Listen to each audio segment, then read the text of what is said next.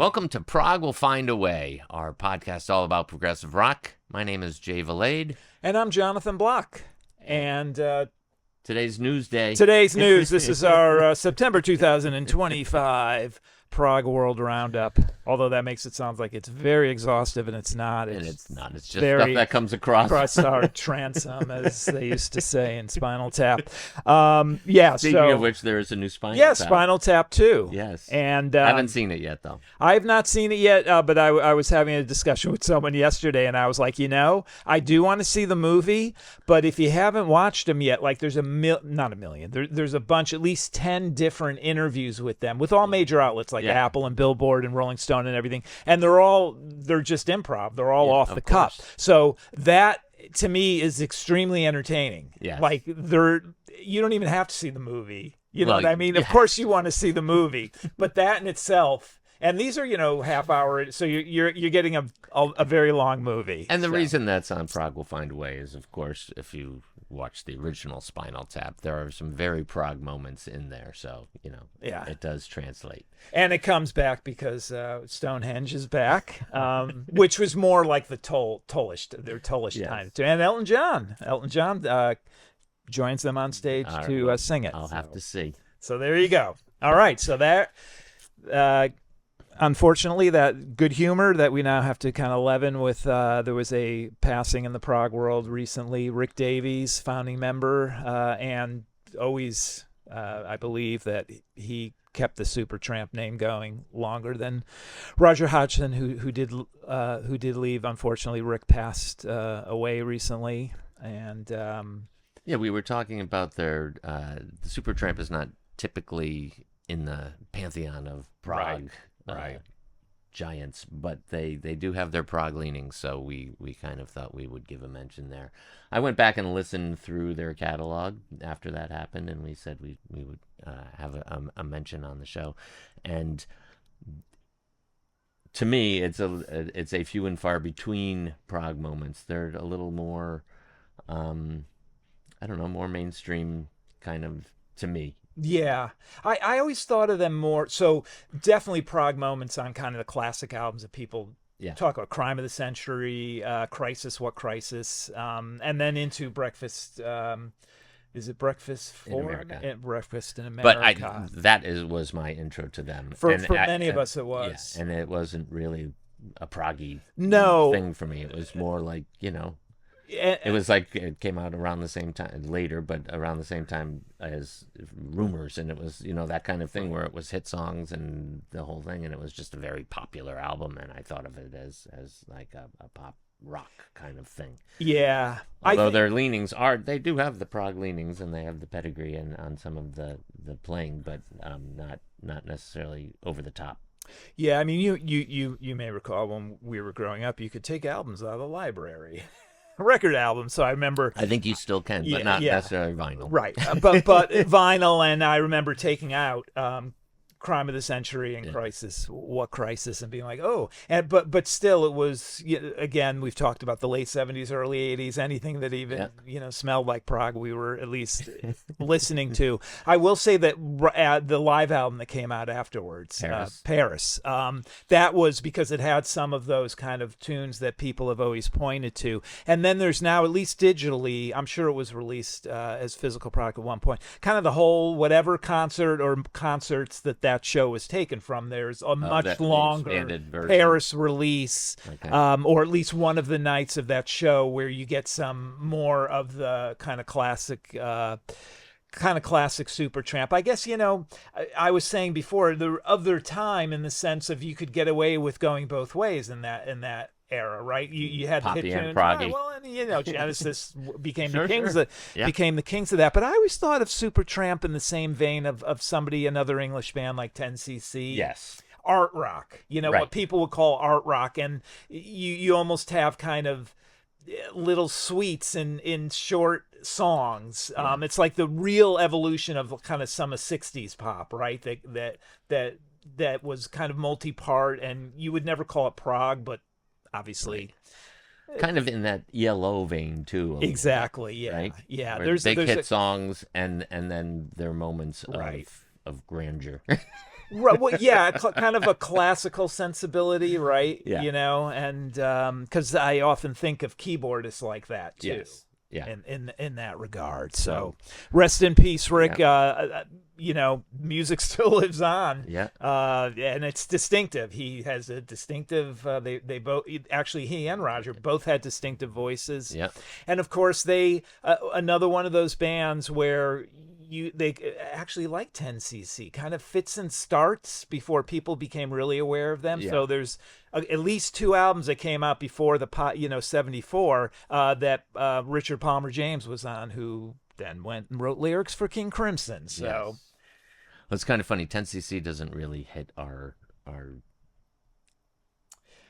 discussions very often. No, it doesn't, but it could. They certainly have that sensibility, whether the songs and the playing kind of follow that, but their sensibility sure has that.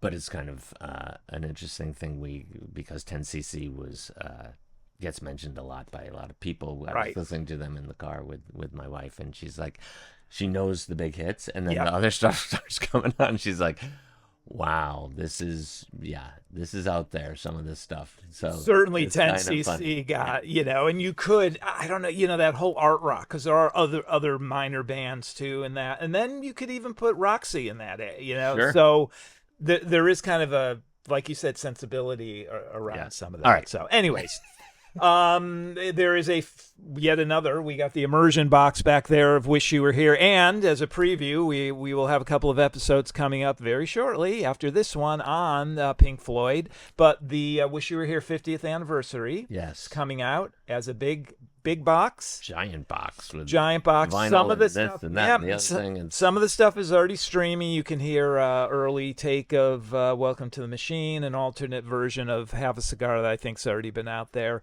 The interesting thing about this, now again, Pink Floyd sold their catalog, so there's a live show, a well-known live show from 1975.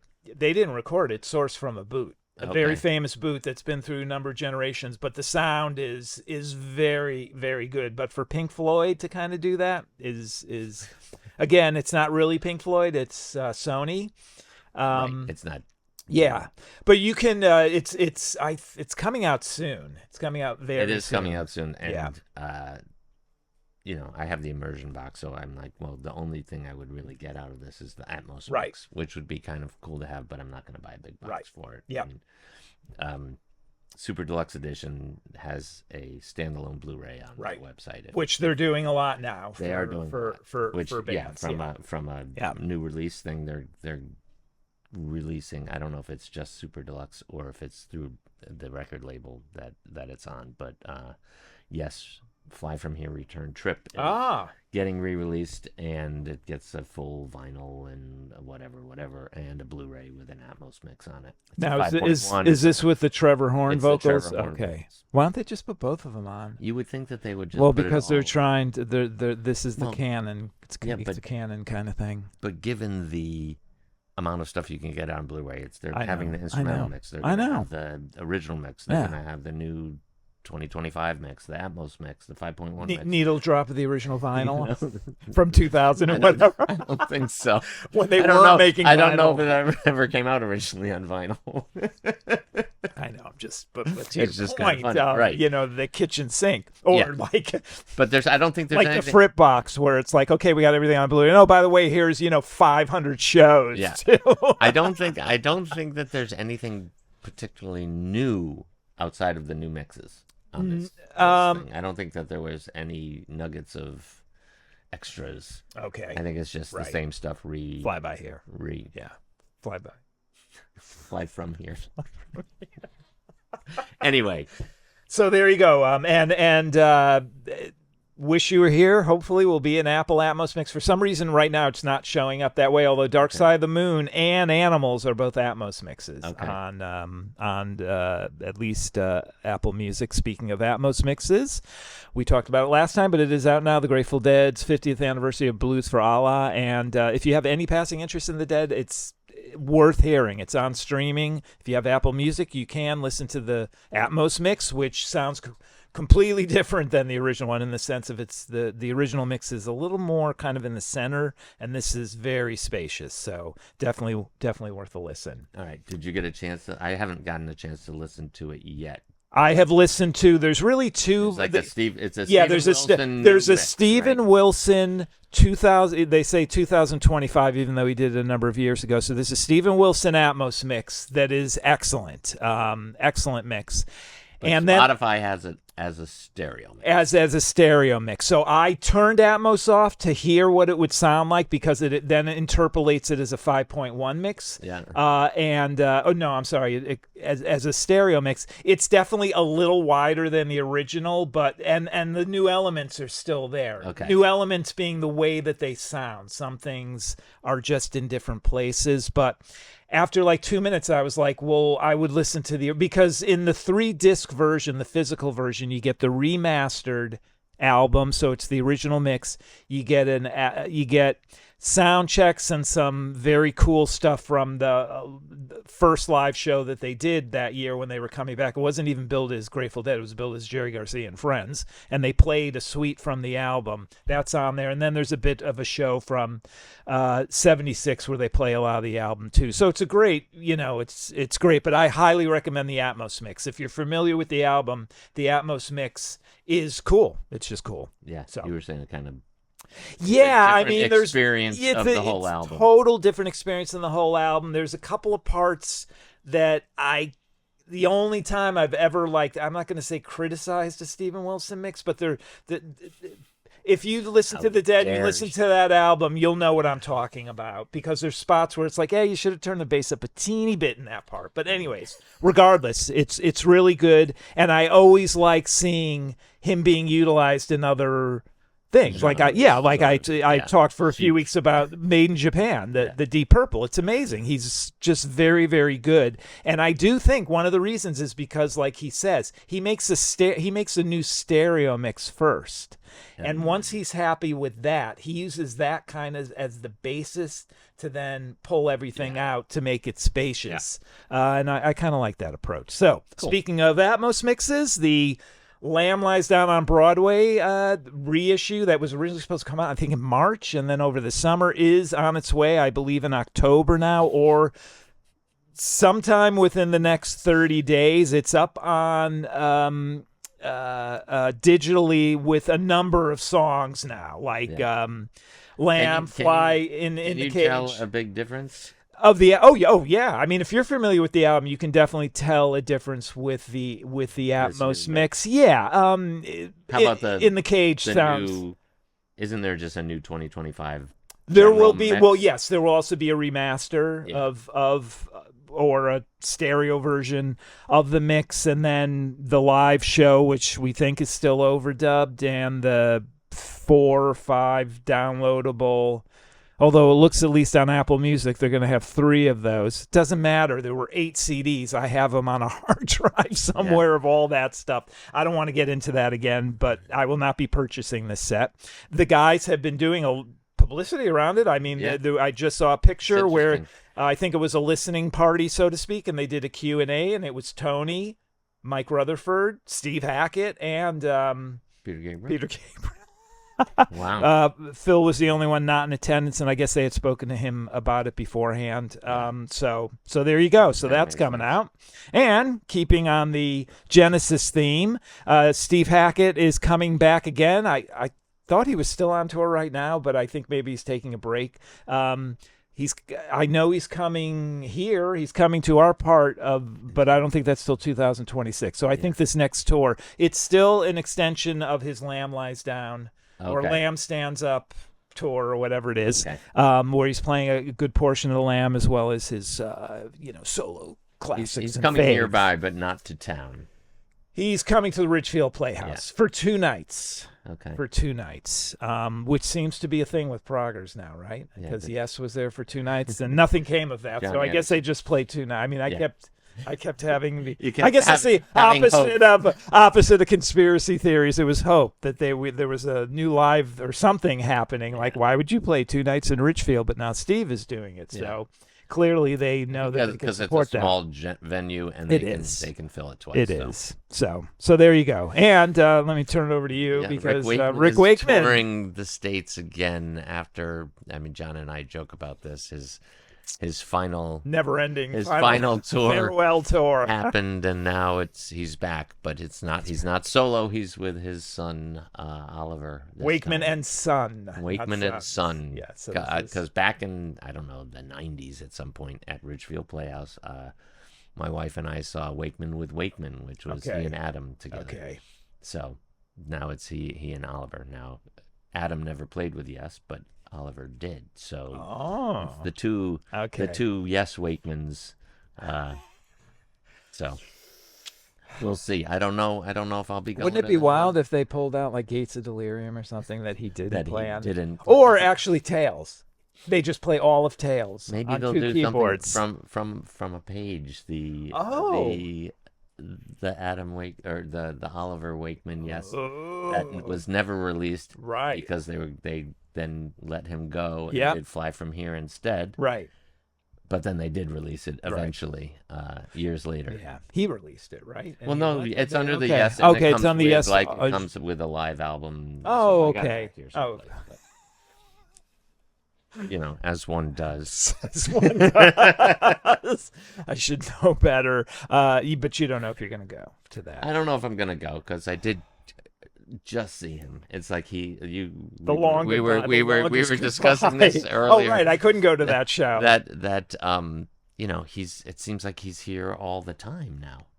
Well, was that show at Ridgefield too? Or was that was down at the community theater in Fairfield. Yeah, so now he's asking you to go. Right, he's asking you to get in a car now.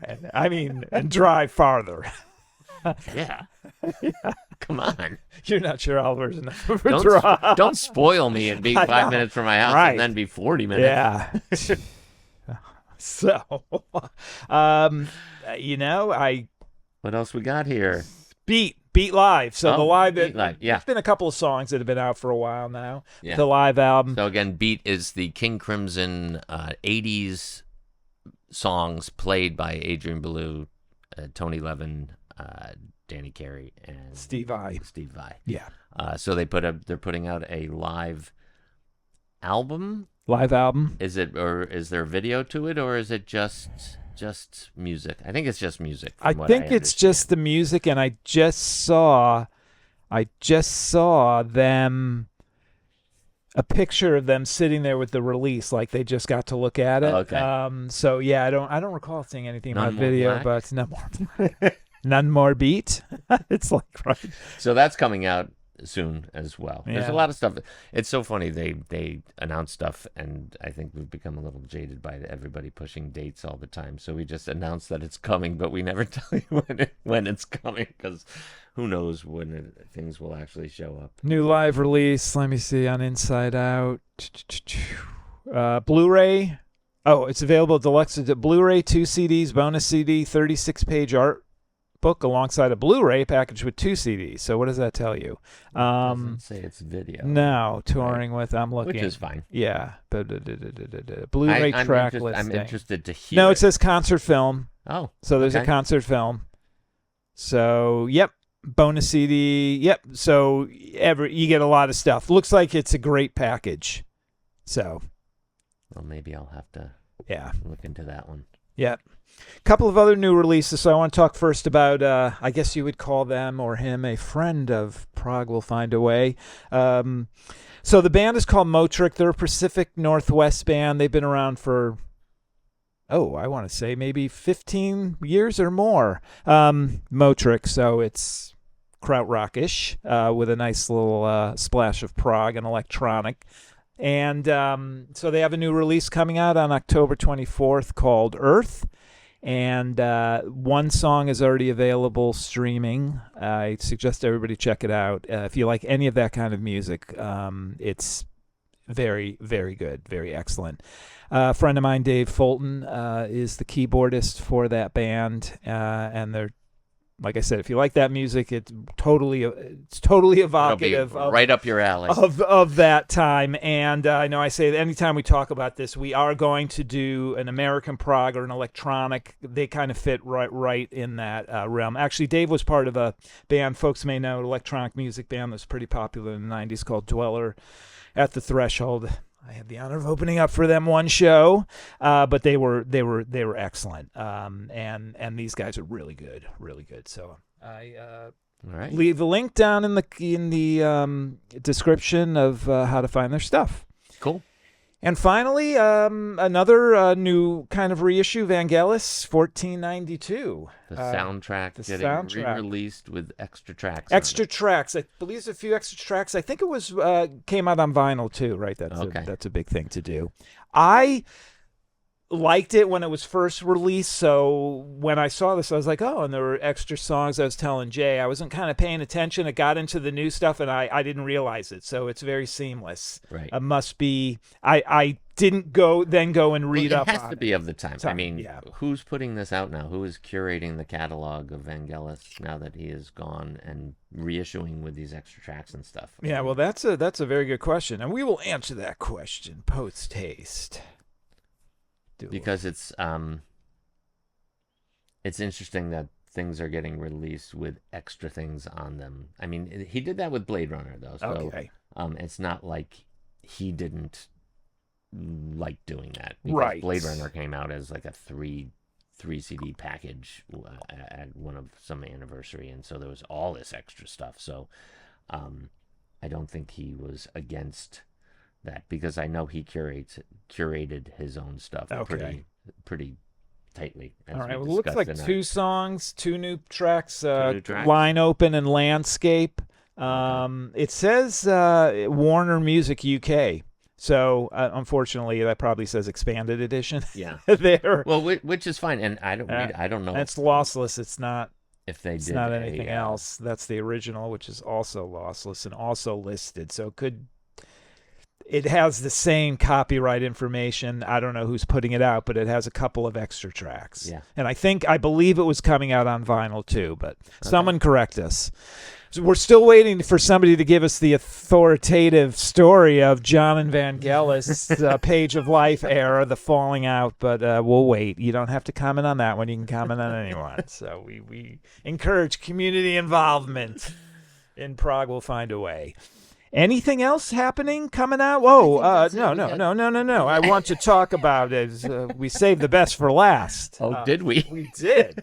I want Jay's going to shock me with this, I guess. No, your Marillion haul. Oh, you got do the setup. So Marillion had a one-day sale on their website of a bunch of tour Blu-rays, and I took it upon myself to buy a bunch of them. They were £5 each, and the shipping was really reasonable. And so I was like, I'll just fill in my collection. Having been to the Marillion weekends now a couple times, I find them always to be pretty fascinating, what they choose to play and what they don't choose to play or whatnot. So I had, over the course of time, bought a couple of these sets when they would put them out, because they would since they started doing this back in the mid 2000s or whenever that was, like 2009 or something. I don't know when they started doing it. Right.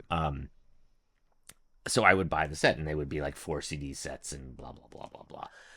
So now to get 2011, 2013, 2000. When was this? So these are all weekends? 2003. Some of them are weekends. Okay. Some of them are just one-off shows. Brave Live in 2013.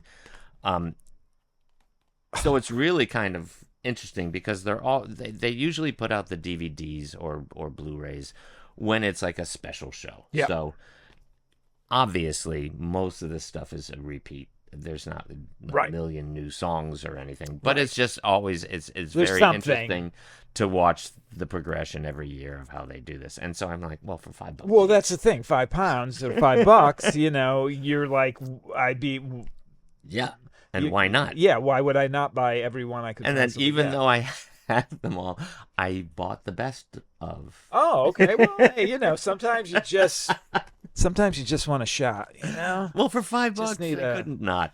Just need a boost, Marillion boost. Yeah, well, they started in 2002. Okay. So this is the recorded live at the weekends, 2002 to 2022. Okay. Is it in chronological order? No, they're all over the place. Okay. It's like a set list, and they just go through all the stuff. I mean, there are 1, 2, 3, 4, 5, 6, 7, 8, 9, 10, 11, 12, lots of songs. 14, 15, 16, 17, 19, 20. There's like 24 songs on Anything here. really rare? Something they only played once? Yeah, but some of it is pretty out there, and on the actual other ones, right? There's much more of that. But this was just a one-day sale, or are they trying? It was a one-day sale. They were like, one-day clearance. Come on, yeah. And so I was like, all right, I'll buy 6 or 7. And that wasn't too long ago. It didn't take long for the stuff to get here. here. Right. But of course, then, I don't want to. Never mind. Okay. There was a whole thing about tariffs and we're not getting into that. And shipping and all this stuff, but apparently the Blu-rays don't count. No, music is not part of that, or shouldn't be. So don't if you're buying movies, entertainment, music, physical product, you should not be being charged extra. So okay. That was that. So that was kind of fun. Right. I obviously have not gotten through it yet. It's not kind yet. of one. There's so much, and but you've watched all the other ones you have. So if I do it all at once, it'll just become a blur. I think I have to space it. Okay, yeah. Yes. So, all right. So anyway, that's great, though. That is the news of That's the day. the news. That's the Prog World Roundup, our version of it for 2025. Still waiting on any news on the Tales from Topographic Oceans reissue, which has got to be the news. It's got to be any day now that they announce it. I know we would have a little board there to be like, it's been X amount of days since the Close to the Edge Super Deluxe version came out. But anyways, Prog will find a way. If you wanted to.